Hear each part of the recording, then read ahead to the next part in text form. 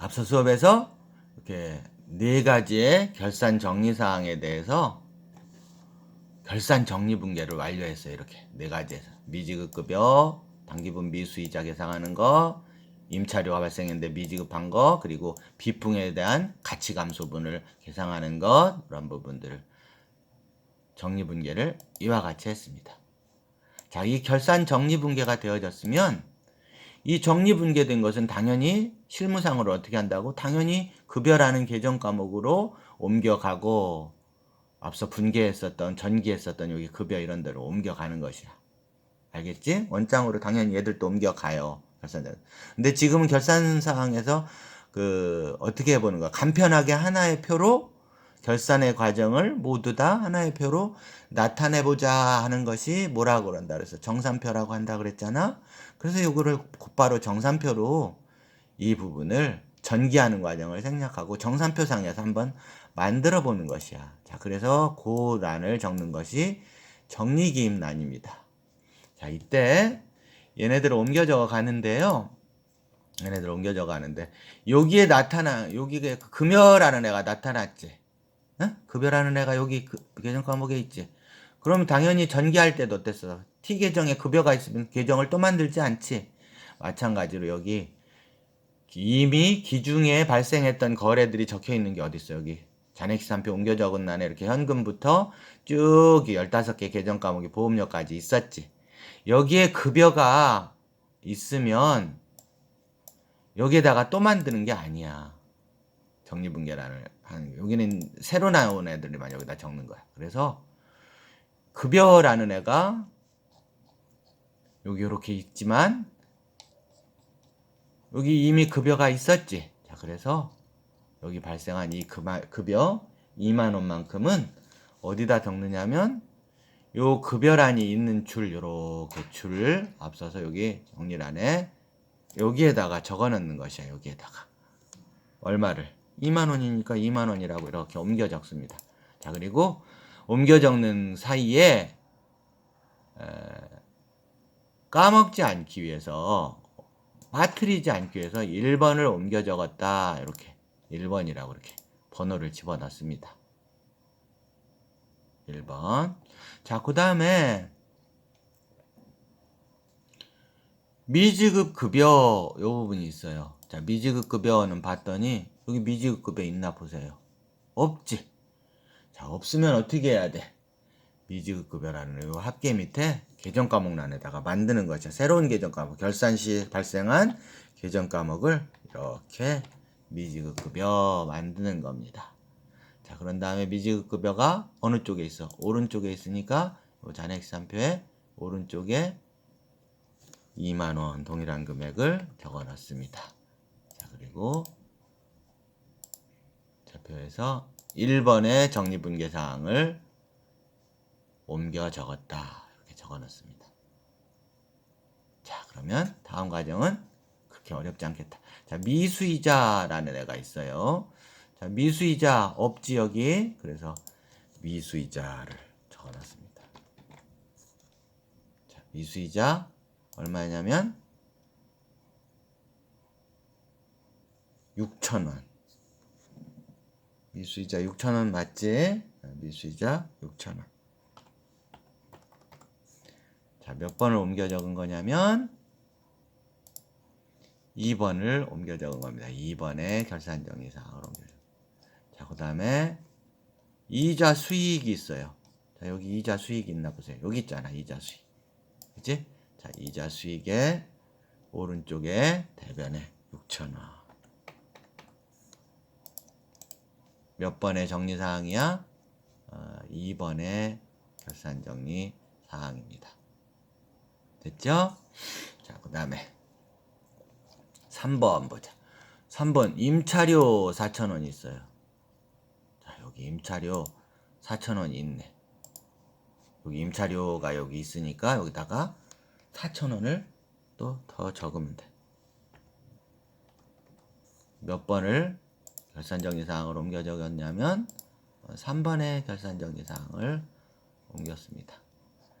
자, 그리고 뭐가 있어? 미지급 임차료도 옮겨 적어야 되네. 그치? 미지급 임차료.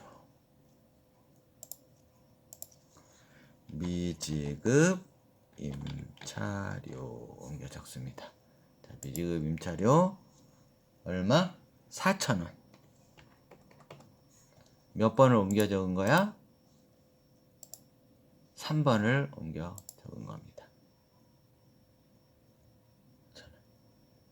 됐지? 자, 그 다음에 4번 보도록 하세요. 감가상각 B가 있다. 감가상각 B. 감가상각 B가 있어요. 이거 비용입니다. 감가상각 B. 비용 얼마야? 2만 원. 자, 몇 번을 적어 놓은 거냐면 4번을 옮겨 적은 겁니다. 결산정리사항 4번. 자, 그리고 뭐를 적어야 돼? 비품 감가상각 누계액을 적어야 돼. 자, 여기 비품 감가상각 누계액 여기다가 없으니까 만들어야지. 비품 감가상각 누계액 해서 여기 크니까 글씨 크기를 아주 작게 해서 다 집어넣도록 해보자. 이렇게 비품 감가상각 누계. 자, 오른쪽에 나타났지? 2만 원.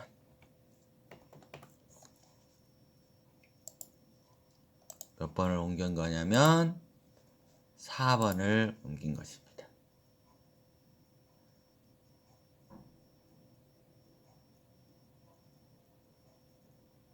자, 그러면 일단 여기까지 이렇게 합계를 한번 내보는 것이야. 자, 이렇게 얘들끼리 합계를 한번 내보는 것이야. 블록 계산식 이렇게 해서 합계 내봤더니 5만 원이고, 자, 여기도 마찬가지로 이렇게 합계를 내봤더니 5만 원입니다. 자, 여러분은 이거 그 워드 여기서 하는 거 아니니까 연필로 썼을 테니까 어떻게 해야 돼? 요거 다 전자계산기로. 지난번 전자계산기 얘기했지? 전자계산기로 더해봐야 되는 거야. 그래서 요게 이제 합계가 맞아야 다음 과정으로 가는 것이야. 여기는 이렇게 살짝 이렇게 합계를 내놓고 이제 놔두는 것이야. 나중에 이게 정리해야 될 게 있어요.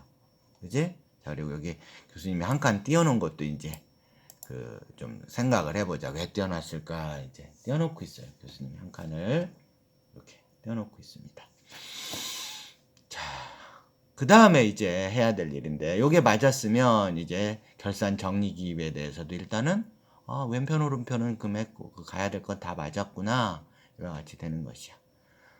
자, 그러면 다음 과정은 어떤 과정이 기다리고 있느냐 하면, 어떤 과정이 기다리고 있는가 하면 똑같아요. 유기식하고 옮겨가는 건 똑같은데, 자, 손익계산서에 여기서 자산부채 자본에 해당되는 얘들은 재무상태표에 속하는 애들이지. 걔네들은 전부 재무상태표로 보내면 됩니다. 그리고 손익계산서에 해당되는 여기 상품 매출이익부터 시작해서 비용까지는 전부 다 어디로 보내면 되느냐면 손익계산서로 보내면 되는데, 다만 어떤 애들이 걸리느냐 하면, 어떤 애들이 눈에 거슬리느냐 하면 여기 요런 애들이 한 칸에 2개 있는 애들이 거슬린다. 그지? 자, 그 부분은 어떻게 하는 거냐면, 이자 수익이 대변 항목이지 수익이어서 원래 기중에 2,000원인데 기말에 6,000원을 더 인식했으니까 이자 수익을 얼마로 해달라는 뜻이야? 2를 더해서 8,000원으로 해달라는 뜻이야. 마찬가지로 급여도 원래 기중에 지급한 게 5만 원이고 미지급한 부분이 2만 원이 있어서 둘 다 차변에 같은 쪽에 나타났지. 그래서 더해서 이 기간에 급여는 총 7만 원이다 라고 적어달라는 것이야.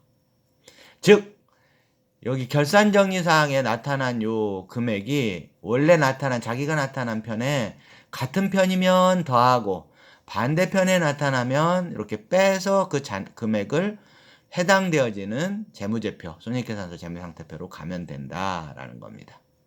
자, 말로 하지 말고 실제로 보여주도록 할게 또.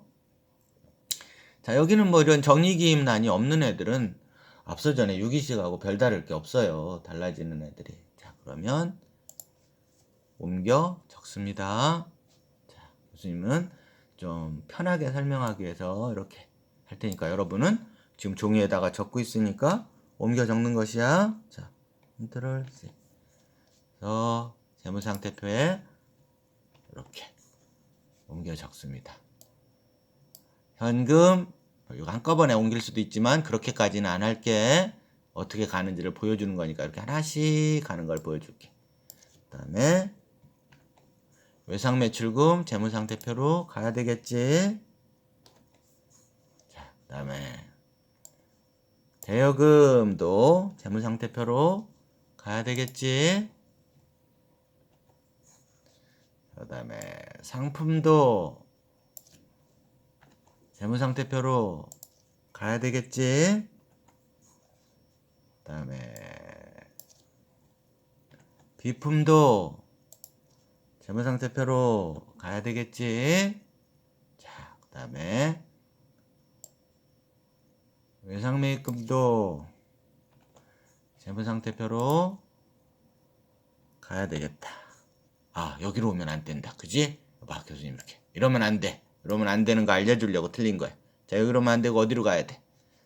여기로 와야 되잖아. 대변에. 이렇게. 부채니까. 그지? 자, 그 다음에 차입금도 컨트롤 C. 부채니까 여기 오른쪽에. 자, 자본금도 이렇게 와야 되겠다.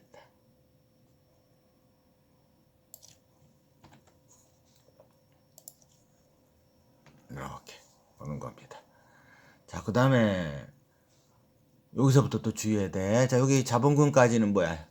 재무상태표 요소지. 자산, 부채. 자, 봐. 자산, 그지? 부채, 자본. 교수님이 그래서 이거 교실에서 수업할 때는 이렇게 써놓으라고 그래. 여기다가 자산 옮겨오고 부채, 이렇게 여기에다 옆에다가 쓰게 연필로. 여러분도 써보세요. 이거 괜찮으죠? 그 다음에 자본, 그 다음에 수익 이렇게 쓰는 거야. 자, 여기는 수익이지. 그러면 안 놓쳐. 여기 한번 쓰면. 자, 수익 어디로 가야 돼? 여기로 가면 안 되지. 이제 여기 재무상태표잖아. 여기는 봐. 재무상태표로 가면 안 되고 여기 이 상품 매출이익부터는 어디로 가야 돼? 여기 손익계산서에 손익계산서로 와야 돼. 손익계산서로. 자, 손익계산서에 여기로 오면 된다. 상품 매출이익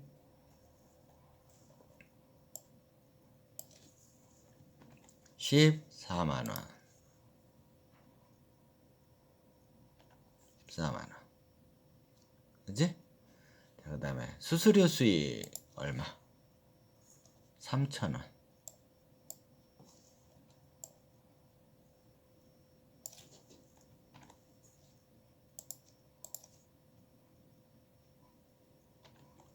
자, 이제 주의해야 될 애가 왔어. 그지? 누구냐면 요 이자 수익인데 이거 봐. 이자 수익 이렇게 2,000원 바로 가면 이건 아까 앞서 전에 교수님 설명을 안 들은 사람이야.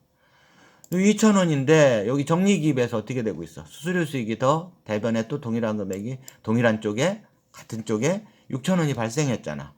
그러면 2,000원하고 6,000원을 더해서 이렇게 와야 된다라는 뜻이야. 더해서 2,000 더하기 6,000에서 8,000 이렇게. 알겠지? 자, 여러분은 전자계산기로 더해도 되고 이거 요 정도는 암산으로 해도 되니까 6,000. 만약에 요 금액이 이제 어떤 경우에 따라서 이쪽으로 나타나는 경우도 있어요. 그럴 때는 이제 빼고 뭐 이런 것들이 있습니다. 이 경우는 아니지만 이런 경우는 이자 수익 같은 경우는 아니겠지만. 자, 그다음에 이자 비용이 있어요. 자, 비용이니까 손익계산서상에 왼쪽으로 옮겨 와야 됩니다. 이자 비용. 이렇게 이번에는 쳐볼게. 교수님이 이렇게 그 컨트롤 C 컨트롤 V 안 하고 치고 있어. 교수님이. 이번에도 봐. 급여라는 애 조심해야 돼. 자, 급여가 여기 왼쪽에 비용이라서 있었는데 결산정리사항에서 비용이 더 인식이 돼서 발생시켰어요. 합계금액 얼마를 적어야 된다고? 7만원 비용을. 그렇지? 자, 그 다음에 임차료도 마찬가지로 임차료도 10,000원이 원래 있었는데 기말에 지급해야 될 임차료를 지급하지 못한 해까지도 이번 기간 동안에 임차료로 계산해 줘야 된다 라는 것이야. 그래서 14,000원. 아이고 24,000이라고 적으면 큰일 나. 틀리는 것이야. 자, 14,000 같이 더해서 온 겁니다. 자, 그 다음에 보험료 그대로 옮겨가면 됩니다. 이렇게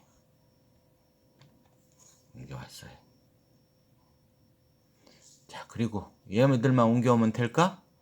어떤 애들이 잔뜩 여기 기다리고 있어. 요것들이 이제 처리를 해야 되는데 이것들을 정신을 바짝 차려야 돼. 자, 하나씩 알려줄 때 봐봐. 급여인데 지급하지 못한 급여예요. 이거 성격이 뭘까요? 그걸 잘 살펴봐야 돼.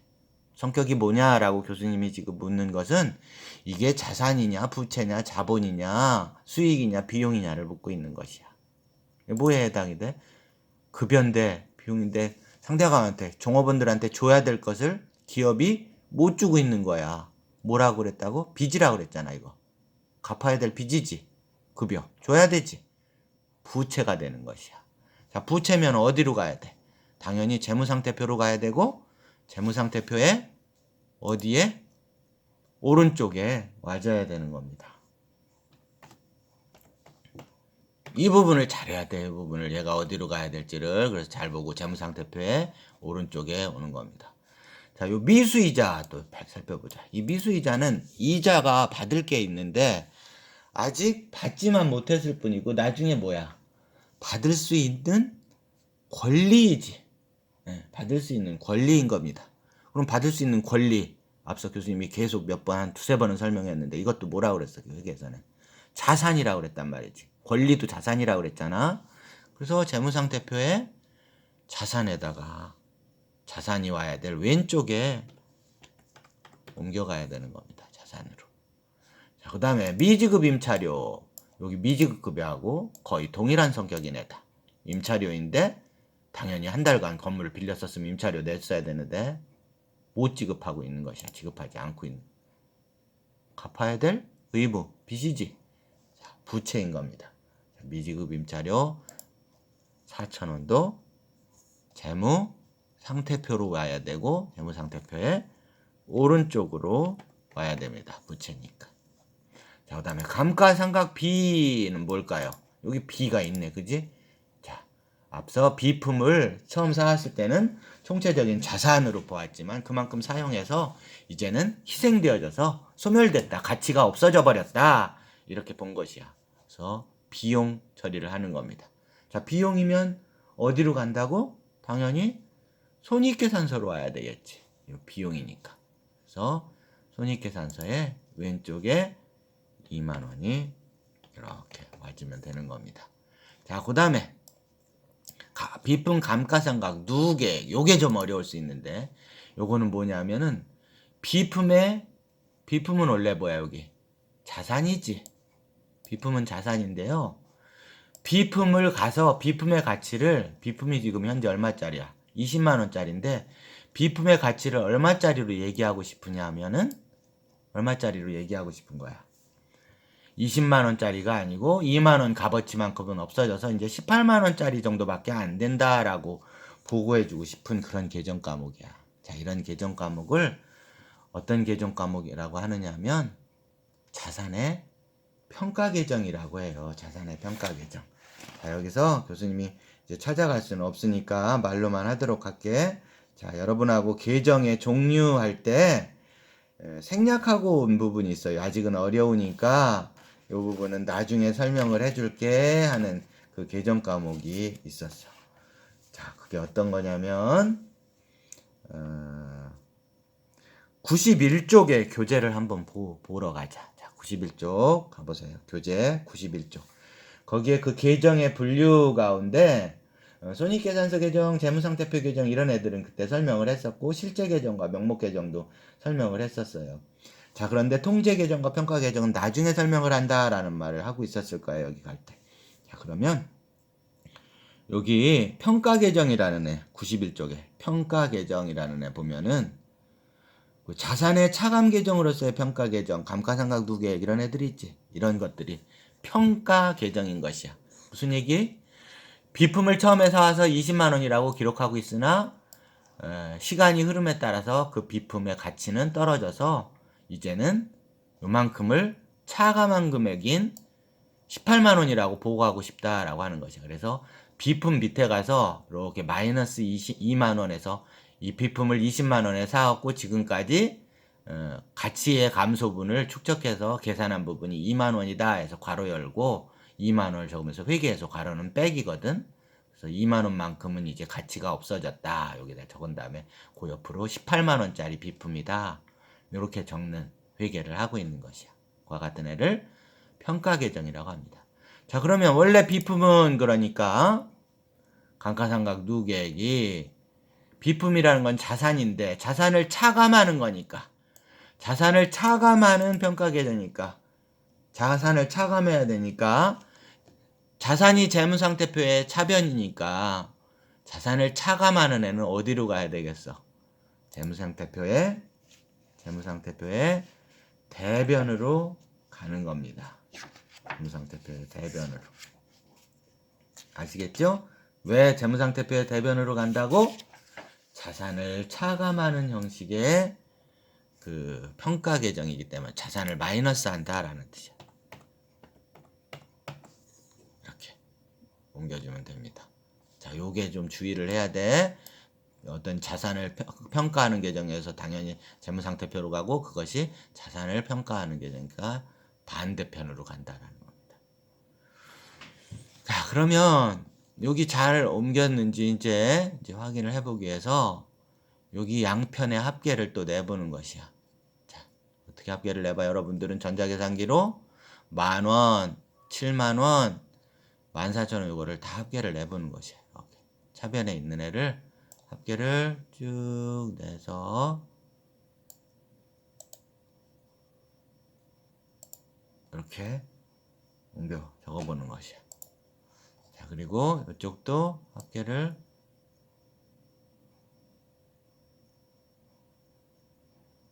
쭉 내서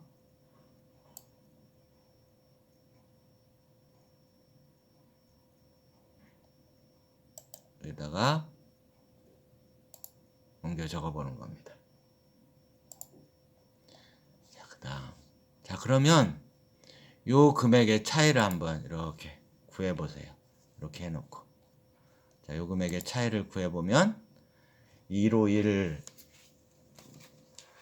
000에서 자, 교수님도 봐봐. 이렇게. 자, 전자계산기. 이거 들었잖아. 그지? 이 전자계산기 들고 151 000 빼기 122 000 빼보는 거예요. 얼마가 차이가 나? 29,000원이 차이가 난다. 자, 29,000원을 넣는 순간 얘가 일치하네. 그러니까 너희도 이따가 이제 29,000원 넣고 합계 내고 이렇게 일치시키도록 하는 것이야. 자, 마찬가지로 이쪽도 합계를 재무상태표의 차변 합계를 쭉 내와 보는 겁니다.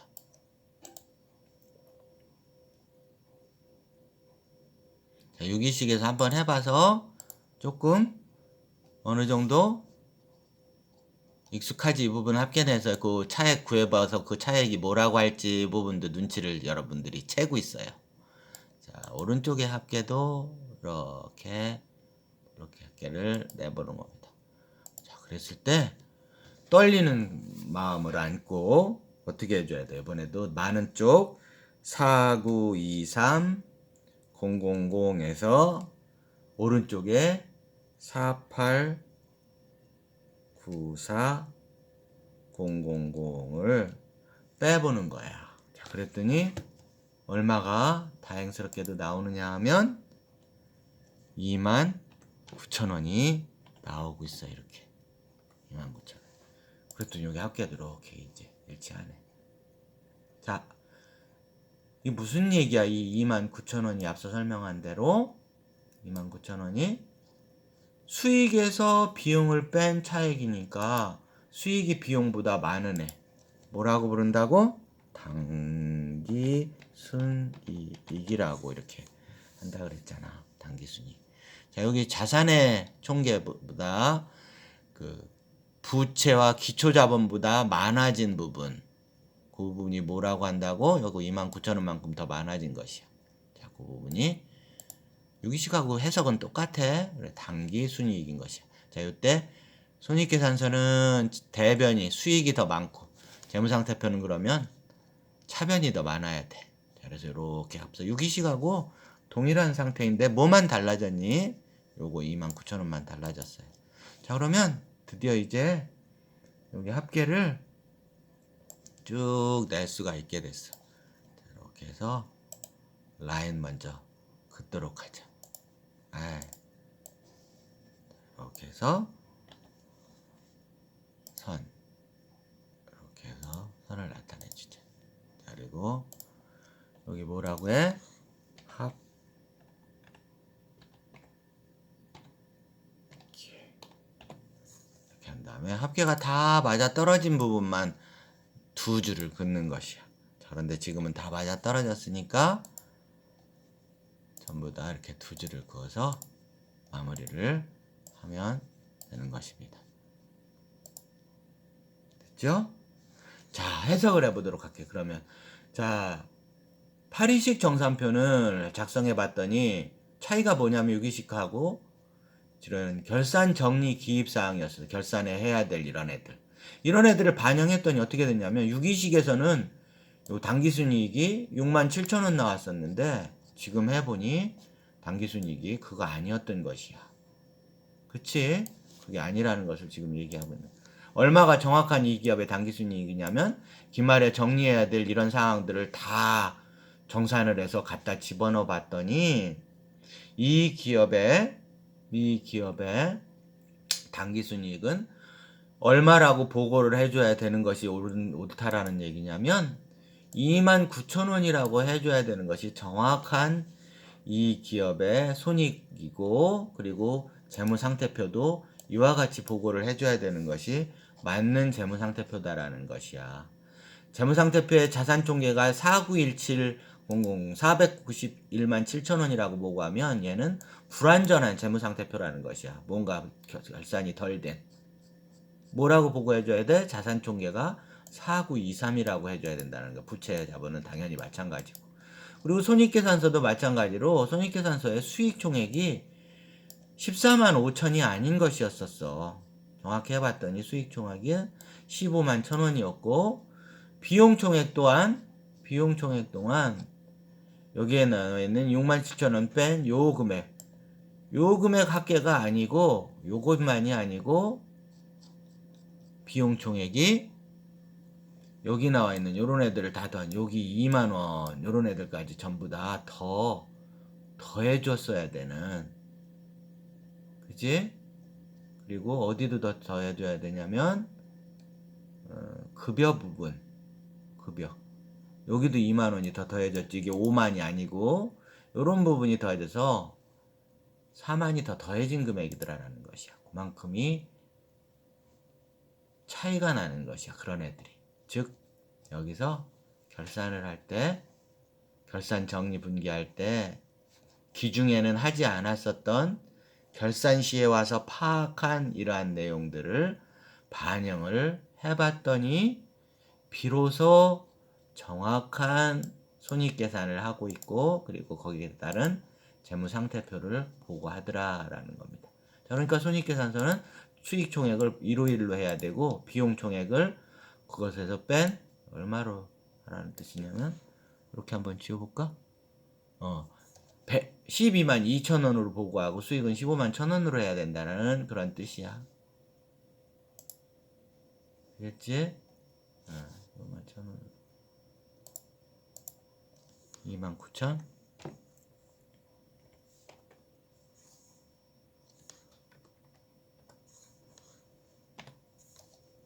이렇게 하면 이제 맞아 떨어지잖아. 그지? 자, 이렇게 했던 겁니다. 자, 여러분들이 유기식 정산표가 왜 불안정하다 했는지 이제 이해를 했을 겁니다. 물론 이제 이런 그 파리식 정산표가 지금 교수님이 몇 가지 이제 그 결산 정리 사항을 예를 들었는데요. 얘가 정석이긴 한데 여러분들이 이제 이 부분을 잘 소화할지 모르겠어요. 이 결산 정리 사항을. 그래서 다음 장에 가면 이 결산 정리 사항과 관련된 이런 부분들이 상기업의 회계를 교수님이 이제 다음 6장에서 이제 수업을 할 거 아니야? 그때 조금 더 결산 정리 사항에 도대체 어떤 것들인가 이런 부분들을 조금 공부를 더 시켜주도록 할게.